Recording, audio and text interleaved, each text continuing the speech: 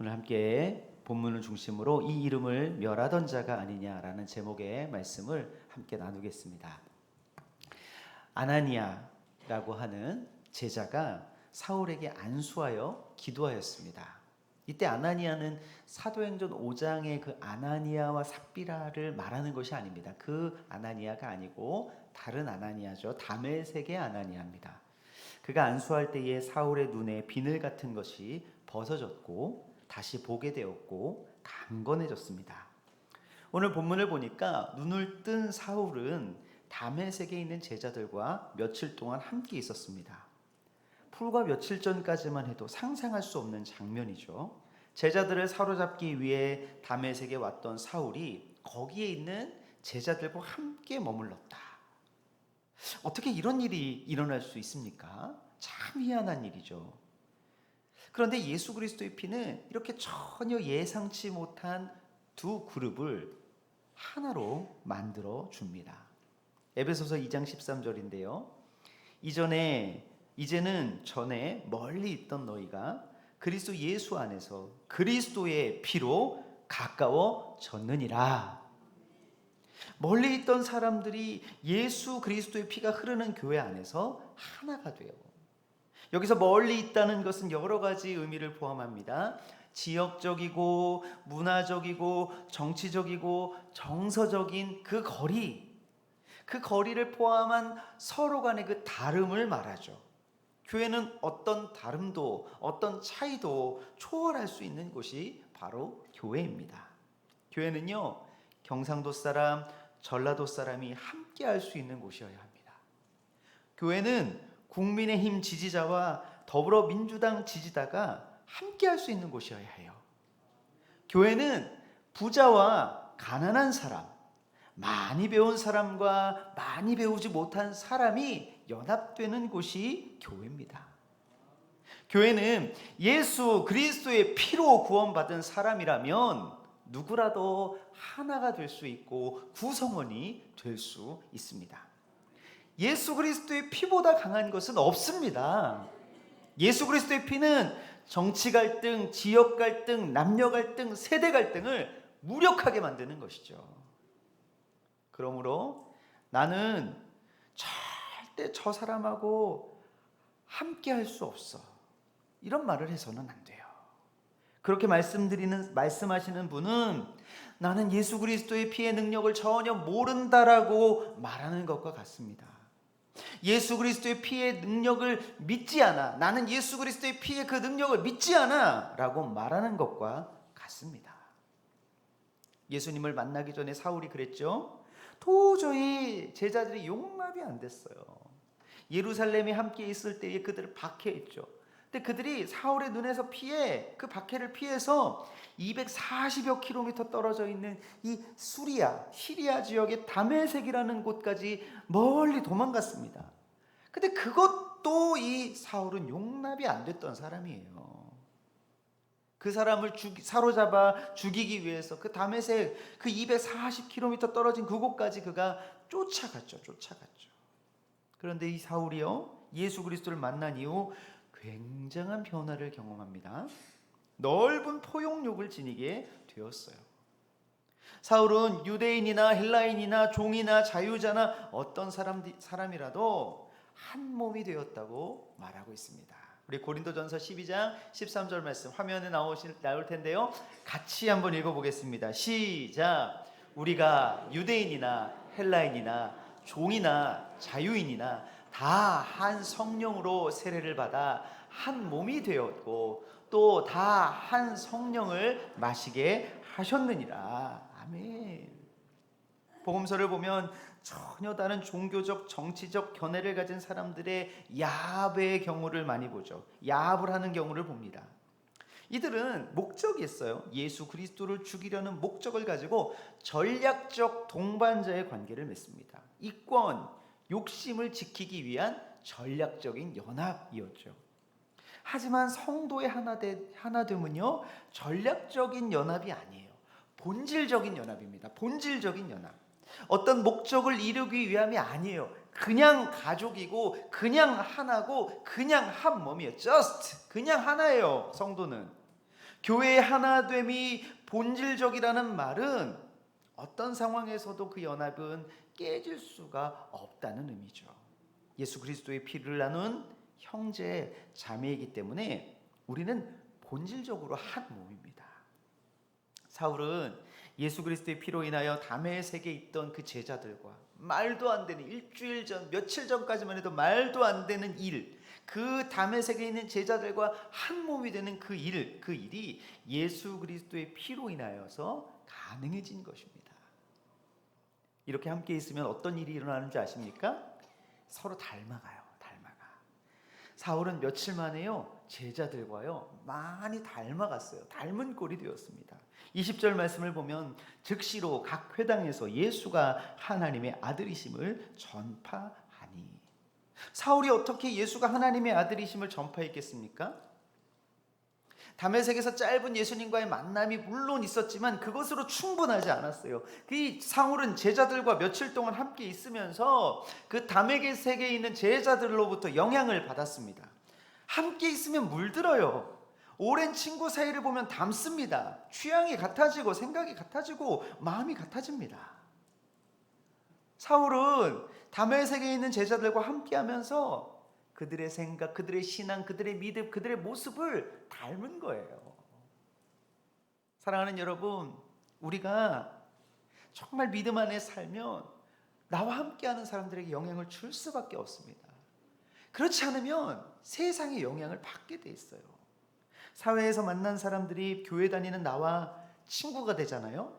그럼 내 신앙과 그 믿음이 그분에게, 그 친구분에게 직간접적으로 영향을 주게 돼 있어요.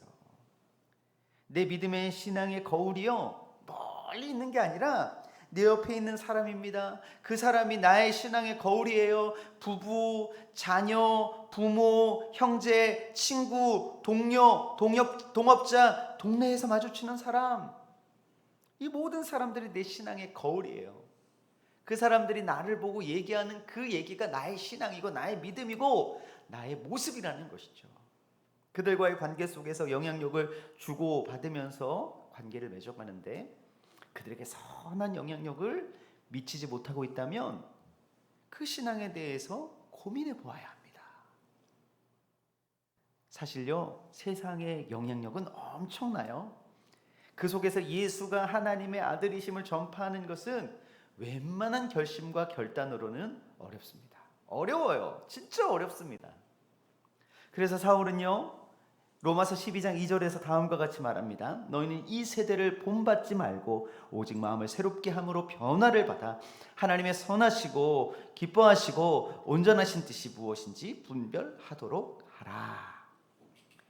이 세대의 영향력이, 이 세대의 그 힘이 너무 거세기 때문에 강력한 세속 문화에 대한 대응 전략으로 이 바울은 뭘 얘기하고 있냐면 변화를 얘기하고 있어요. 이 변화, 트랜스포메이션이죠. 변화입니다. 변화.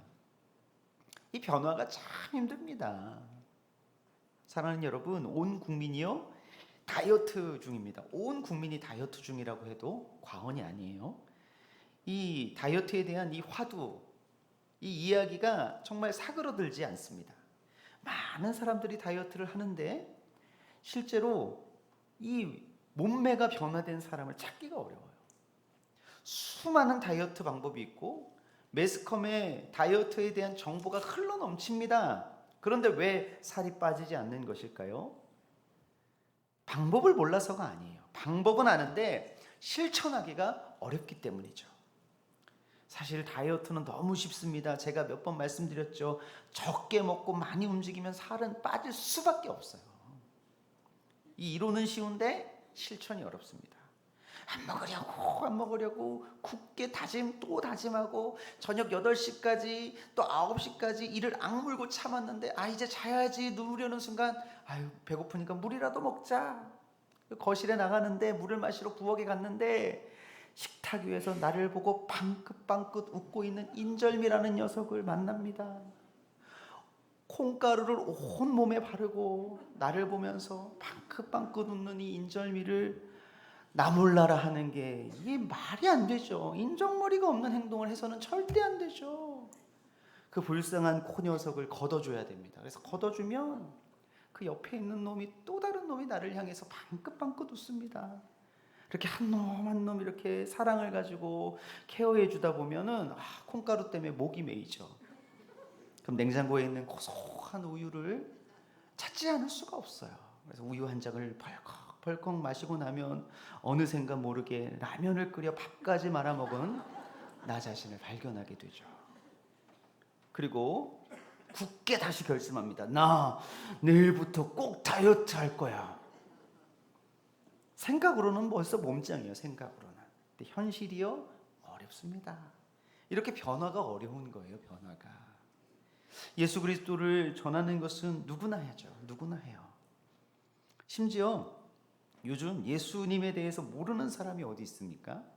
근데 문제는 그 예수 그리스도 때문에 변화된 사람이 적다는 거예요. 알고 있는 것과 변화된 것은 다르다니까요. 알고 있는 것과 변화되는 것은 달라요. 내가 많이 알고 있다고 해서 내가 변화된 사람이다? 라고 생각하면 그게 괴리가 있을 수 있습니다.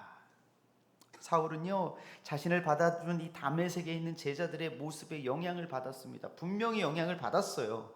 자신이 잡아 죽이려 했던 사람들, 그 사람들이 자신에게 영향을 주었고 그 사람들 때문에 이 사울은 변화가 된 것이죠. 그래서 즉시로 예수가 하나님의 아들이심을 전파했습니다. 여기서 즉시로는요, 다메섹의 그 도상에서 예수님을 만나서 즉시로가 아니고요, 그 사이에 제자들과의 만남이 자리 잡고 있어요. 예수님을 만났지만 그 사이에 제자들과의 만남, 그래서 그 만남 이후에 즉시로라는 단어가 나온 것이죠. 그래서 여기에 말하는 즉시로는 제자들과 함께 며칠 있을 새, 그 다음 즉시로라는 말이 나오는 게 이게 맞는 거예요. 제자들과 함께 며칠 있으면서 예수가 하나님의 아들이심을 깨닫고 그것을 깨닫자마자 즉시로 복음을 전했던 것입니다. 사랑하는 여러분, 이 변화는요 참 시간의 양이 중요하지 않아요. 시간의 질이 중요합니다. 교회를 오래 다녔다는 것과 변화요 무관할 수 있어요. 짧은 시간을 함께 해도 변화된 사람과 함께라면, 변화된 사람을 보면 그러면 나도 변화될 수 있구나라는 소망을 갖고 희망을 갖고 변화의 시작이 된다는 것이죠. 다메섹에서 그 회당에서 복음을 전할 때에 거기에 많은 사람들이 있었는데요, 놀랐다고 성경이 얘기하고 있어요. 놀랐어요. 왜요? 사울의 변화 때문이죠. 예수 이름을 부르던 자가 예수 이름을 부르던 자를 멸하던 자가 예수 이름을 전하는 그 변화 때문에 세상은 놀랍니다. 놀라요. 빌립보서 3장 8절 말씀 볼까요? 또한 모든 것을 해로 여김은 내 주 그리스도 예수를 아는 지식이 가장 고상하기 때문이라. 내가 그를 위하여 모든 것을 잃어버리고 배설물로 여김은 그리스도를 얻고. 변화된 사람은요, 이전까지와는 전혀 다른 삶의 방식으로 살아가요. 예수 그리스도를 아는 지식을 가장 고상한 것으로 여깁니다. 나머지는 배설물로 여겨요. 이 변화 때문에 세상은 놀라요. 결국 세상이 놀라는 건 복음 때문이 아니에요. 복음을 듣고 변화된 사람 때문에 세상은 놀라요. 복음을 듣고 변화된 사람 때문에 세상은 놀란다는 것입니다. 이 사울의 변화를 가까이서 지켜본 사람들이 많이 놀랐죠. 하지만 이 유대인들이요, 사울이 전한 복음은 받아들이지 않았어요. 이때 22절에 놀라운 표현이 나옵니다. 22절 말씀 보면 사울은 힘을 더 얻어. 따라해 볼까요? 사울은 힘을 더 얻어. 반대하는 사람들이 생기면 힘이 더 생겨야지 정상입니까? 빠져야지 정상입니까? 내가 복음을 전할 때 내 복음을 반대하는 사람들, 듣기 싫어하는 사람들이 내 앞에 있으면 힘이 더 생겨야 돼요? 더 빠져야 돼요? 뭐가 정상이에요? 빠져야 정상이죠. 그런데 사울은 힘을 더 얻었습니다. 매년 태신자로 작정을 하고 복음을 전하고 교회로 오라고 말을 하는데 듣지 않으면 마음이 상해요. 마음이. 당연하죠. 올해도 작정을 했는데 내 남편이, 내 아내가, 내 자녀가, 내 친구가 다음 주에 가자, 19일 날 제발 좀 가자 하는데 싫어, 안 가. 그러면 마음이 상합니다. 근데 어떻게 사울은 힘을 더 얻어 증언하였을까요? 복음은요, 듣는 사람이 준비될 때 외치는 것이 아니고요, 외치는 사람이 준비될 때 외치는 것이 복음이기 때문이에요. 다시 말씀드릴게요. 복음은요, 듣는 사람이 준비될 때 외치는 게 복음이 아니고요, 내가 복음을 전할 내가 준비되면 그 복음은 외치는 것입니다. 별로 감동이 없는데 대단한 거죠. 에스겔은 이렇게 말합니다. 2장 7절 같이 한번 읽어볼까요? 시작. 그들은 심히 패역한 자라. 그들이 듣든지 아니 듣든지 너는 내 말로 고할지어다. 아멘. 이 에스겔의 말을 듣는 사람들이 어떤 사람이요? 심히 패역한 자예요. 복음을, 예수 하나님에 대한 이야기를 들을 준비가 하나도 안 돼 있는 사람이에요. 그러나 그들이 듣든지 아니 듣든지 너는 내 말로 고할지어다. 누가 준비되면 선포하게 되는 거죠? 복음을 선포하는 그 사람이 준비되면 하나님의 복음은 선포돼야 되고 선포되게 돼 있습니다. 에스겔이 전하는 메시지를 듣는 사람 패역한 자죠. 그러나 하나님은 분명하게 말씀하십니다. 내 말로 고할지어다. 듣는 사람이 준비되기를 기다리는 것이 아니라 내가 준비되면 전하는 것이 복음이에요. 내가 준비되면 전하는 것이 복음이에요. 내가 준비돼서 전했다. 그러면 하나님께서 주신 그 사명 우리는 잘 감당한 것이죠. 여러분, 광야는요, 사람들이 아무도 없는 곳이에요. 외로운 곳이죠. 고독한 곳입니다. 근데 하나님께서 그 광야에서 세례 요한에게 외치라 이렇게 말합니다. 왜 그랬을까요? 왜 광야에서 외치라고 했을까요? 광야로 가서 외치는 소리가 아니라 광야에 외치는 소리. 무슨 얘기냐면요, 이 세례 요한은 원래 광야에 있었던 사람이에요. 원래부터 세례 요한의 주 활동 무대는 광야였어요. 많은 학자들이 세례 요한이 광야에서 공동체 생활을 했던 그 에세네파에 속한 사람이었을 것이다 이렇게 얘기합니다. 그러니까 요한이 살던 곳이 광야예요. 원래 광야에 살았어요. 광야 사람이었어요. 원래부터 세례 요한은 광야에 있었던 사람이었는데 하나님께서 세례 요한이 준비가 되니까 그 자리에서 외치게 하신 것입니다. 막 예루살렘에서 막 살다가 그를 광야로 보내셔서 그곳에서 외치게 한 것이 아니라 세례 요한은 광야에 살던 사람이었는데 그곳에서 하나님께서 세례 요한을 준비시키셔서 준비되니까 그곳에서 하나님께서 외치라 말씀하신 거예요. 전하는 사람이 준비되면 광야든 산이든 도시든 어디든 외치게 합니다. 내 복음을 듣지 않을까 봐 외치지 못한다는 건 말이 안 돼요. 내가 준비되면 외치는 거예요. 나를 준비시켰으면, 하나님께서 나를 준비하게 하셨으면, 그러면 그곳이 광야든 산이든 도시든 어디든 회사든 직장이든 학교든 어디든 외치게 하는 것이죠. 외치면 됩니다. 외치면 돼요. 세례 요한은요, 며칠 동안 제자들과 함께 있으면서 예수 그리스도가 구약에 예언된 메시아라는 것을 깨닫고 그 비밀을 깨닫게 되자, 마음의 준비가 되자 즉시로 복음을 외쳤습니다. 준비된 사람은, 복음을 깨닫고 전할 준비가 된 사람은 사람들의 반응에 크게 흔들리지 않습니다. 준비된 사람은요, 오히려 큰 힘을 얻어요. 더욱 확신 있게 전합니다. 이 진리의 복음을 모르는 사람들이 있기 때문에, 목적이 있기 때문에 더 확신 있게 전하게 돼요. 태신자 초청을 앞두고 많은 분들에게 이야기했는데 거절당하고 안 간다고 하고 그로 인해서 마음이 상한 분들 계시다면 용기 100배 하시길 바랍니다. 여러분이 준비되셨기 때문에 전한 것이에요. 그랬기 때문에 사명 다한 것이죠. 실망하지 마시기 바랍니다. 더 힘을 낼 수 있기를 부탁드립니다. 그들이 준비되지 않았을 뿐이에요. 우리가 준비되면, 내가 준비되면 듣든지 안 있든지 외치면 됩니다. 그것이 우리가 해야 할 일입니다. 23절 말씀을 한번 보실까요? 여러 날이 지내매 유대인들이 사울을 죽이기로 공모하더니. 시간이 어느 정도 흘렀습니다. 여러 날이 지내매 정확히 어느 정도의 시간이 흘렀는지에 대해서는 예측하기가 어려워요. 어떤 사람들은요, 사울이요, 이 다메섹에서 복음을 듣고 아라비아 광야로 갔다고 얘기해요. 그래서 거기서 3년의 시간을 보냈습니다. 사울은 아라비아 광야에서 3년의 시간을 보내고 다시 다메섹으로 왔는데, 그 여러 날은 사울이 3년 동안 다메섹 아라비아 광야에서 지낸 시간을, 그 3년의 시간을 의미한다고 주장합니다.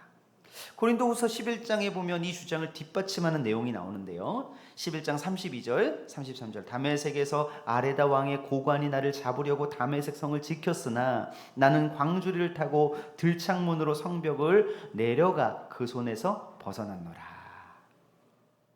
여기 이 고린도서 11장이 바로 오늘 이 사울이 회심하고 다메섹에 있었던 사건을 추억하면서 기억하면서 바울이 이야기하는 것인데, 여기에 아레다 왕이 있어요. 아레다 왕. 이 아레다 왕은요, 이 아라비아의 이 나바테아 왕국, 쉽게 얘기하면 페트라라는 지역에, 그 지역을 다스리는 왕에게 붙여지던 칭호가 바로 아레다예요.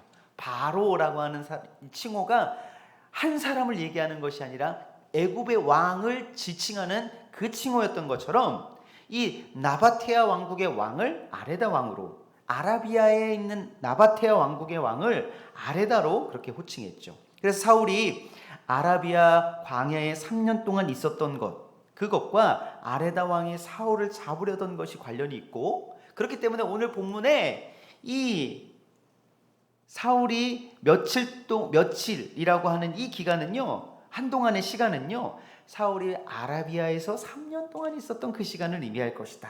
그렇게 이제 보는 것이 대부분의 학자들의 많은 견해입니다. 중요한 것은 이것이 중요한 것이 아니에요. 사울을 잡으려는 사람들이, 죽이려는 사람들이 점점 많아졌다는 거예요. 유대인들은요, 사울을 잡아 죽이려 합니다. 그것도 아레다 왕과 공모해서 사울을 죽이려고 합니다. 세상은요, 이렇게 복음을 가진 자를 미워해요. 성도들을 미워하고 죽이기 위해 서로 결탁합니다. 오늘 설교에서 처음 말씀드렸던 것처럼 전략적인 연합을 가지는 것이죠. 당시의 이 페트라는 구약 성경 기준으로 에돔이라는 지역이에요. 에돔. 유대인과 이 에돔의 관계는 적대적인 관계예요. 함께할 수 없는 관계죠. 그럼에도 이 세상은 이 복음을 반대하기 위해서 공모합니다. 얼마든지 공모해요. 이 복음은 세상에서 환영받지 못합니다. 복음이 세상에서 환영받는다고 하면 뭔가 이상한 거예요. 잘못 흘러가고 있다고 생각하시면 됩니다. 심지어 예수님께서도 이렇게 말씀하셨죠. 제자들에게 마태복음 10장 16절, 보라 내가 너희를 보냄이 양을 이리 가운데로 보냄과 같도다. 또 사도 요한도 초대교회 공동체에게 편지하면서 형제들아 세상이 너희를 미워하여도 이상히 여기지 말라. 24절 오늘 말씀 보니까 사울을 죽이려고 밤낮으로 성문을 지켰습니다. 그래도 이상히 여기지 말아야 해요. 세상에 우리를 미워하는 것, 죽이려고 하는 것에 대해서 이상히 여기지 말아야 합니다. 사울은 유대인들이 사울을 죽이려 한다는 소식을 듣고 광주리를 타고 창문으로 내려가 그들의 손에서 벗어납니다. 예수님을 믿는 사람을 멸하려던 자가 예수님의 이름 때문에 광주리에 매달려 목숨을 부지하는 신세가 되었습니다. 비참하지 않습니까? 참 비참하다는 생각이 들었어요. 근데 제 눈에 한 문장이 들어왔어요. 그 앞에 24절 앞에 사울을 죽이려고 밤낮으로 성문까지 지켰다. 그 앞에 우리 한번 24절 말씀 같이 한번 읽어볼까요? 24절 말씀 같이 읽습니다. 시작. 그 계교가 사울에게 알려지니라. 그들이 죽이려고 밤낮으로 성문까지 지키거늘. 여기까지 읽었을 때 참 그랬고요. 25절도 광주리에 담아 성벽에 달아 내리니라. 참 비참하다 생각했는데 그 앞에 어떤 단어가 눈에 들어오냐면 그의 제자들이 사울 옆에 제자들이 있었어요. 사울을 살리려고 광주리를 달아 내려려고 애쓰는 그 제자들이 그 옆에 있었다는 것이죠. 다메섹에서 사울을 죽이려는 사람들이 있었지만요, 그 도시에는요 사울을 살리려고 하는 제자들이 있었습니다. 하나님께서는 하나님의 사람들을 살리려고 사람들을 붙여주세요. 목숨을 위협하는 세상 한가운데에 들어가도 하나님께서는 우리를 도와줄 제자들을, 하나님의 사람들을 숨겨놓으십니다. 여호수아 2장을 보면 이스라엘은 여리고성을 정탐하기 위해 2명의 정탐꾼을 보냈습니다. 어떤 사람이 이 2명의 정탐꾼에 대한 소식을 여리고 왕에게 알렸어요. 온 나라가 이 2명의 정탐꾼을 잡으려고 난리가 났죠. 도간에 든 쥐신세나 마찬가지였습니다. 하지만 하나님께서 여리고성 안에 누구를 예비해 두셨습니까?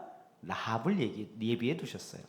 여호수아 2장 15절, 라합이 그들을 창문에서 줄로 달아 내리니 그의 집이 성벽 위에 있으므로 그가 성벽 위에 거주하였음이라. 전혀 예상하지도 못했던 여인, 그것도 기생 라합을 통해서 하나님은 이스라엘의 정탐꾼을 살렸습니다. 세상에서 복음을 전하면 사방이 우리를 죽이려 합니다. 그런데 하나님께서는요, 하나님의 사람들을 숨겨두었다가 살리세요. 우리를 도우시는 하나님의 그 도우심을 우리는 믿을 수 있어야 합니다. 여러분, 분명히 우리가 복음을 전하면 우리가 위협과 어려움에 처하게 되는데요, 여러분, 그대로 하나님은 우리를 죽도록 내버려 두지 않으십니다. 분명히 살리십니다. 분명히 우리를 살리세요. 여러분, 이런 사는 경험이 없다면 정말 내가 복음의 그 한가운데로 내가 들어갔는지를 우리가 한번 생각해 봐야 한다는 것이죠. 하나님은요 도우시고요, 하나님은 분명히 사람들을 준비해 두셨다가 숨겨 두셨다가 하나님께서는 분명히 그 복음을 전하는 사람들을 살리실 줄 믿습니다. 말씀을 맺겠습니다. 예수 그리스도의 피는요 전혀 다른 사람들도 하나로 만들어요. 멸하려던 자와 전파하려던 자를 하나로 만듭니다. 전혀 다른 사람이 그리스도의 복음 때문에 하나 되면 세상의 미움을 받죠. 하지만 하나님께서는 세상의 미움을 받아도 그 세상 속에 하나님의 사람들을 예비해 두셨다가 살리십니다. 복음 전하는 것 때문에 우리는 절대 망하지 않아요. 오히려 사는 경험을 하게 되는 것이죠. 복음을 전하는 자들의 발걸음을 지키시는 하나님의 은혜가 이번 전도 축제의 여정에서도 함께 할 수 있기를 간절히 소망합니다.